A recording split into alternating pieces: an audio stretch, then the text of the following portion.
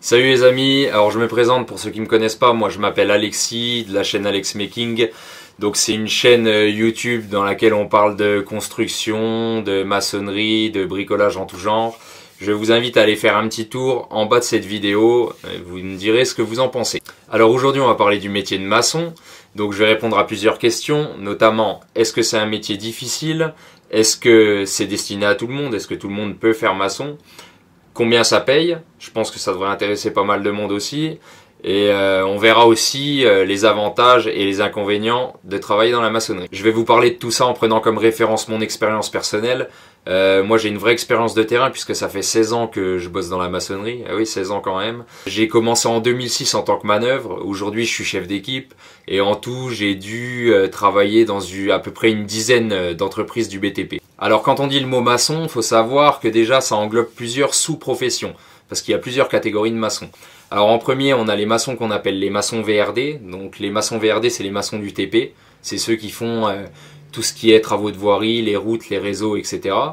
Ensuite, on a les maçons traditionnels. Donc les maçons traditionnels dans le bâti ancien, c'est ceux qui font tout ce qui est ouverture dans les murs en pierre, tout ce qui est pose de pierre, enduit à la chaux, etc. Ensuite, on a les maçons pavillonneurs. Donc ça, c'est ceux qui travaillent dans la construction de maisons individuelles. Et ensuite, la quatrième catégorie, c'est celle dont je fais partie, c'est ce qu'on appelle les maçons gros œuvres. Donc on appelle ça aussi maçon coffreur bancheur, maçon coffreur tout simplement. Donc moi je fais partie de cette dernière catégorie. J'ai fait un petit peu de maçonnerie traditionnelle, un peu de démolition, un petit peu de rénovation, mais c'est pas trop ma tasse de thé, on va dire. Moi je suis plus dans la construction gros œuvres, c'est-à-dire tout ce qui est gros bâtiments, logements, hôpitaux, piscines et les gros trucs comme ça, quoi. Alors si vous voulez vous lancer dans la maçonnerie, il y a déjà une première chose à savoir, c'est que peu importe la catégorie de maçon que vous allez choisir, il faudra que vous soyez en bonne condition physique. Pour vous expliquer mieux, je vais vous donner un exemple. Donc on va prendre l'exemple du maçon pavillonneur poseur d'agglos. Donc on dit qu'un maçon pavillonneur en moyenne il doit poser 4 palettes dans sa journée suivant les chantiers, etc. J'ai toujours entendu que la moyenne c'était ça, parfois moins, parfois un peu plus. Donc on va partir sur 4 palettes.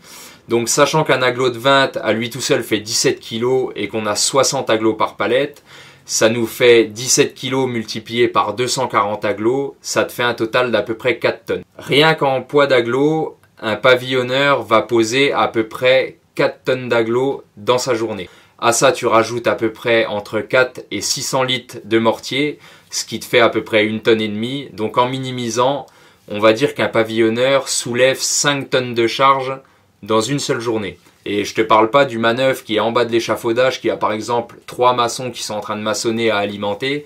À lui tout seul, il va porter le matériel de tous les maçons qui sont là.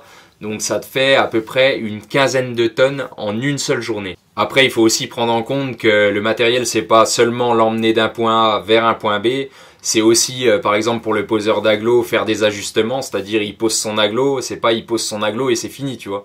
C'est il pose son agglo, faut qu'il l'ajuste, et en général, il force sur le bas de son dos, et du coup, à mon avis, ça multiplie encore plus l'effort de base. Un autre exemple, on va parler de ma catégorie de maçon. Alors si vous me suivez sur YouTube, vous avez dû voir que je fais des shorts sur le chantier.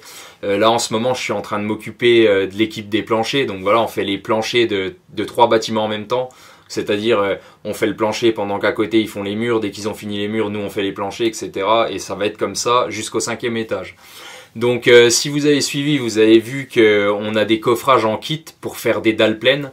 Donc les dalles pleines, c'est du béton, c'est des dalles coulées en béton plein, c'est-à-dire qu'il n'y a pas de préfa, il n'y a pas de prédalle en dessous, c'est coffrage et coulage, ferraillage et coulage direct après. Donc c'est des coffrages en kit qu'on reçoit, donc on a dedans des étais, des poutrelles primaires, des plateaux, et ensuite on vient mettre du contreplaqué par-dessus. Donc les étais sont très lourds, vous regarderez dans les shorts, j'ai montré un peu dans les vidéos à quoi ça ressemblait. Donc les étais là sont très lourds parce qu'il y a des platines à mettre dessus pour tenir le truc en fait. Et donc les étais avec les platines, je pense qu'ils font à peu près 20 kg.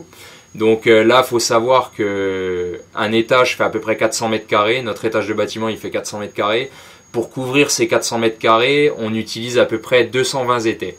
Donc si tu calcules bien, 220 étais à 20 kg, ça te fait à peu près 4 tonnes et demie rien qu'en poids d'étais. À ça tu rajoutes les plateaux. Les plateaux ils font en moyenne 10 kg. Enfin des fois plus, des fois moins suivant la taille, mais on va prendre une moyenne de 10 kg. Donc les plateaux on en utilise à peu près 300 par étage. Donc ça te fait à peu près 3 tonnes de plateaux. Et les primaires on en utilise un petit peu moins, c'est les poutrelles. Donc les primaires on en utilise à peu près 200. Elles font à peu près 10 kg comme les plateaux. Donc 200 à 10 kg, ça te fait à peu près 2 tonnes. Donc une fois qu'on a fini ça, qu'on a tout réglé, on passe au-dessus et là on pose le contreplaqué. Et le contreplaqué, pour couvrir tout l'étage, il nous faut à peu près 120 plaques. Et les plaques de contreplaqué de 2,50 m par 125, elles font aussi à peu près 20 kg. Donc si tu fais le calcul de tout ça, ça te fait à peu près 12 tonnes de matériel rien que pour coffrer et décoffrer la dalle. Ensuite, une fois qu'on a fini de coffrer, on a toute la partie ferraillage, donc mise en place des bandes noyées. Donc les bandes noyées, si vous m'avez suivi un petit peu sur YouTube, vous avez vu, c'est les poutres qui sont comprises dans l'épaisseur de la dalle. Donc une bande noyée, le poids ça peut aller de 20 kg pour les plus petites à 250 kg pour les plus grosses. Donc après on n'est pas bête, hein, celles qui font plus de 100 kg, ben, dès qu'on a la grue disponible, ce qui n'est pas toujours le cas, ben, on essaye de les poser à la grue, sinon on attend. Et puis pour les plus petites, pour celles qui font moins de 100 kg, on les pose à la main. Donc pour la mise en place, on est 4. Une fois qu'elles sont mises en place, on a tout le treillis soudé à poser. Donc le treillis soudé, c'est des plaques de 6 mètres par 2,40 m. Donc pour les connaisseurs, on a du ST35 et du ST50. Donc les plaques de ST35, elles font 57 kg pièce. Donc pareil, on est 4 pour les poser. Et le ST50, il fait 75 kg la plaque. Donc j'ai pas calculé combien il y en avait, mais c'est des plaques de 6 mètres par 2,40 m et on a 400 mètres carrés à couvrir. Donc à la louche, je dirais qu'on a à peu près 4 tonnes de ferraille pour ferrailler la dalle pleine. Donc ça vient se greffer sur les 12 tonnes de matos qu'on a transporté juste avant. Donc ça te fait à peu près 16 tonnes de matos. Sachant qu'on coule une dalle toutes les 2 semaines. Donc en 2 semaines, c'est décoffrage de l'ancienne, coffrage de la nouvelle, ferraillage et le coulage le vendredi à la fin de la 2e semaine. Donc comme je t'ai dit, peu importe la catégorie de maçon à laquelle tu vas appartenir, il faudra que tu sois en bonne condition physique. Ça, c'était le premier point. Ensuite, la deuxième chose à savoir, c'est qu'il va falloir que tu supportes la météo. Alors supporter la météo, ça veut dire quoi? Ça veut dire en hiver supporter d'avoir les doigts gelés toute la journée. Pas seulement les doigts des mains, les doigts des pieds aussi. Ça veut dire supporter la pluie aussi. Parce que des fois, il pleut toute la journée. Alors c'est sûr que quand il y a des grosses averses, et ben quand tu es au boulot tu vas t'abriter 5 minutes le temps que ça se calme un petit peu. Mais s'il pleut doucement en continu toute la journée, tu vas bosser non-stop toute la journée. Donc là du coup ça fait que tu te retrouves avec les chaussettes trempées. Ça c'est des trucs, nous on n'y fait plus trop attention, moi j'y fais plus trop attention à force même si ça me pèse quand même. Mais c'est vrai que quand tu commences un travail et que tu arrives et par exemple ta première journée c'est ça, tu te demandes où t'as foutu les pieds quand même. C'est pour ça que dans la pub que je t'ai parlé tout à l'heure, ils t'ont pas montré une journée de pluie, tu vois, ils t'ont montré une belle journée ensoleillée parce que la pluie, ça fait tout de suite moins vendeur. Donc on a la pluie qui est emmerdante, on a le froid l'hiver, mais faut pas oublier qu'on a aussi la canicule l'été, parce que comme tu sais, les étés sont de plus en plus chauds, et ça pour le maçon, ça peut vite être une partie de galère, parce que tout ce que tu touches sur le chantier, c'est de la ferraille. Les étais sont brûlants, les serre-joints, même ta tenaille elle te brûle. Et encore là j'ai la chance d'être dans une boutique où ils sont assez compréhensifs vis-à-vis des ouvriers. Mais avant je bossais dans un groupe, ils en avaient rien à branler, tu vois. C'était interdit de mettre un short, ils te forçaient à mettre un pantalon de travail, ils t'obligeaient à mettre les gants, t'avais pas le droit de les enlever. Les lunettes je t'en parle même pas, t'étais obligé de les mettre. Au bout de 2 secondes que tu les avais, c'était rempli de buée, tu voyais plus rien dedans. Et eux ils s'en foutaient, ils étaient dans leur bureau, ils avaient la clim, mais pour eux c'était pas un problème de mettre les lunettes. Bon, c'était une petite parenthèse, mais bon, voilà, fallait le dire. Ensuite, troisième point, il faut savoir que c'est un métier dangereux, hein, faut pas se voiler la face. Ça peut être dangereux pour plusieurs raisons. Déjà pour l'histoire des travaux en hauteur, hein, parce que quand tu montes un bâtiment, bah forcément tu es amené à travailler en hauteur. Puis il y a aussi l'histoire des échafaudages, tu peux travailler sur un échafaudage aussi, donc c'est dangereux pour ces choses-là. Il y a aussi l'histoire que tu as souvent des charges qui te passent au-dessus de la tête, tu vois, que ça soit des prédales, des dalles alvéolaires, des banches, des caisses de matériel, etc. Faut toujours faire attention, même si des fois tu peux pas éviter. Par exemple, les bancheurs, quand ils coulent les banches, une benne de 2 mètres cubes pleine, elle fait à peu près 6 tonnes. Donc quand tu coules le béton, bah, tu as 6 tonnes en permanence au-dessus de la tête. Donc c'est comme je te disais tout à l'heure, nous on n'y fait plus attention. Mais bon, c'est vrai que quand tu commences dans le métier, que tu vois ça, t'es pas très rassuré, quoi. Donc c'est dangereux pour ces deux choses-là. Et aussi, bah, tu manipules quand même des produits chimiques, hein, mine de rien. Le ciment, je sais pas si c'est trop bon à respirer, tu vois. Le ciment, la poussière dans les bâtiments. La poussière, c'est pas un produit chimique, mais bon. Le scellement chimique, enfin, tout un tas de trucs qui sont dangereux pour ton organisme. Tant qu'on est dans le négatif, je vais te parler d'un truc, tu vas rigoler. C'est un petit détail, hein, mais c'est les bases-vie sur le chantier.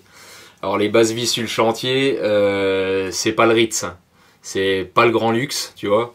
Déjà les sanitaires, bon, je vais pas être mauvaise langue parce que j'ai déjà vu des chiottes normaux sur chantier, tu vois, mais dans 90% des cas, t'as le droit aux chiottes à la turque.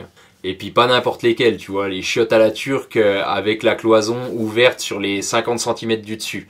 Tu vois, c'est-à-dire que, en fait, quand t'es sur le chiotte, tu vois, t'entends tout ce que l'autre à côté il est en train de faire. Et souvent, il y en a, ils sont là, tu sais pas ce qu'ils font, tu vois, ils sont là, ils font des bruits comme ça, tu sais. Alors tu vois, moi ce que je fais, tu sais, quand j'y suis, je mets toujours un petit coup, un truc, tu sais, pour montrer que je suis là, tu vois, comme ça le gars... Tu vois, le gars, il se lâche pas trop. Et puis aussi, il y en a toujours un, tu vois, je sais pas pourquoi, sur les chantiers, je sais pas s'il fait ça chez lui, le gars, tu vois, je me suis toujours posé la question. Sur tous les chantiers, tu vois, il y en a toujours un, il chie à côté du trou, tu vois. Et puis il laisse sa merde, tu vois, il l'enlève pas. Il a juste à appuyer sur le bouton, tirer la chasse, mais tu sais pas pourquoi il laisse sa merde. Donc voilà, c'est une énigme. Si vous savez me répondre, n'hésitez pas à le marquer en bas dans les commentaires. Peut-être que je comprendrai enfin pourquoi. Maintenant, on va parler salaire, puisque je sais que ça c'est tabou en France, personne n'en parle. Et ben moi, j'ai décidé de vous en parler. Donc on a quelques avantages dans le BTP, notamment, je ne sais pas si vous avez déjà entendu parler de la prime de panier. Donc la prime de panier, c'est une prime qu'on a tous les jours pour se restaurer, à hauteur d'environ 10 €. Donc je pense que ça change suivant les régions, mais la moyenne c'est à peu près 10 € par repas. Donc ce qui te fait à peu près 200 € à la fin du mois, ce qui n'est pas négligeable, surtout pour quelqu'un qui est au SMIC par exemple, qui touche 1100 ou 1200 €.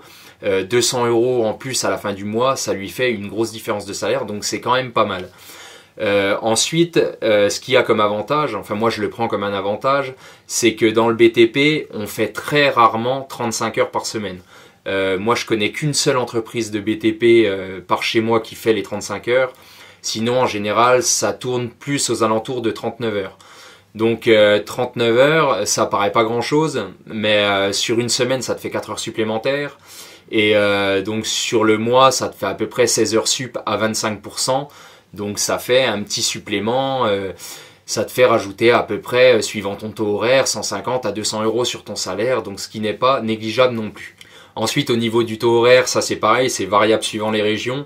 Hein, évidemment que celui qui travaille en région parisienne, où le prix du mètre carré est à 10 000 €, voire même 15 ou 20 000, il va pas avoir le même taux horaire que celui qui travaille dans le trou du cul du monde, où le prix du mètre carré s'échange contre 1 kilo de tomates, tu vois, c'est logique. Donc c'est variable suivant les régions. Mais de toute façon il y a un SMIC, hein, on peut pas être en dessous, donc si tu commences manœuvre, c'est-à-dire que tu veux te faire les armes dans le chantier et que tu commences tout en bas de l'échelle, en commençant manœuvre, en général tu seras payé au SMIC, voire un peu plus si tu es un bon négociateur avec ta boîte d'intérim, tu vois. Si tu arrives à bien négocier, tu peux peut-être monter à 11,50 € si tu gères bien ton truc. Pour ce qui est du maçon, ça c'est pareil, c'est variable, mais moi, en ayant travaillé un petit peu partout en France, en discutant pas mal avec les gens, je connais pas de maçon qui travaille en dessous de 11,50 € de l'heure, tu vois.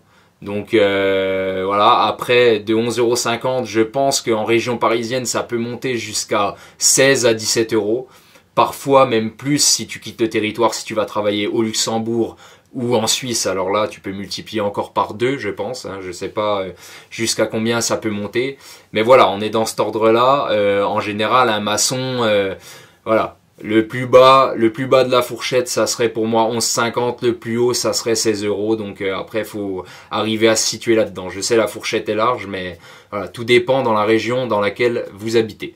Donc on a parlé du port de charge lourde, on a parlé de la météo, on a même parlé caca, on a parlé salaire, mais il y a une chose dont on n'a pas parlé et qui est super importante, c'est les délais sur chantier. Quand on décroche un chantier, il faut savoir qu'en amont, le client il a fait ce qu'on appelle un appel d'offres, c'est-à-dire qu'il a mis plusieurs entreprises en concurrence et du coup, celle qui va décrocher le chantier, ça sera l'entreprise la plus compétitive.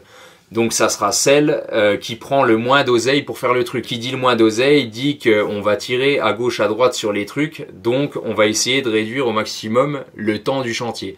Donc ça, ça se répercute directement sur la main d'œuvre, donc sur les ouvriers. Et du coup, il faut prendre conscience que quand tu viens travailler sur un chantier, gros, c'est comme ça. T'es pas là pour discuter, voilà, faut bosser tout le temps. Si tu viens là pour te reposer, je crois que t'as sonné à la mauvaise porte. Moralité de la vidéo, c'est que le BTP, les gars, c'est pas comme dans la pub, c'est pas la fête du slip. Même si des fois ça nous arrive de rigoler sur le chantier, même si des fois on est bien dehors, tu vois, parce qu'il fait beau, faut quand même garder à l'esprit que si vous voulez faire une carrière complète dans le BTP, il vous faudra quand même avoir un mental d'acier pour supporter la pluie des fois pendant toute la journée, pendant toute une semaine, supporter le froid, supporter la canicule en été. Il faut prendre conscience aussi que toute votre carrière, vous devrez porter des charges lourdes. Et ça, c'est vrai que quand on est jeune, on s'en rend pas trop compte. Mais plus on vieillit, plus on a mal aux articulations et plus ça devient difficile. Et surtout, à l'époque de maintenant, où on veut nous faire travailler jusqu'à 65 ans, ça va être vraiment difficile pour ceux qui vont faire leur carrière complète. J'espère que vous avez aimé cette vidéo. J'espère que cette vidéo vous a pas trop dégoûté. De toute façon, c'était pas le but, hein. C'est juste de vous informer réellement de comment ça se passe. Et si vous aimez ce que je fais et si vous aimez mes vidéos, n'hésitez pas à vous abonner. Ça se passe en bas de la vidéo. Et je vous dis à bientôt. Allez, ciao les amis.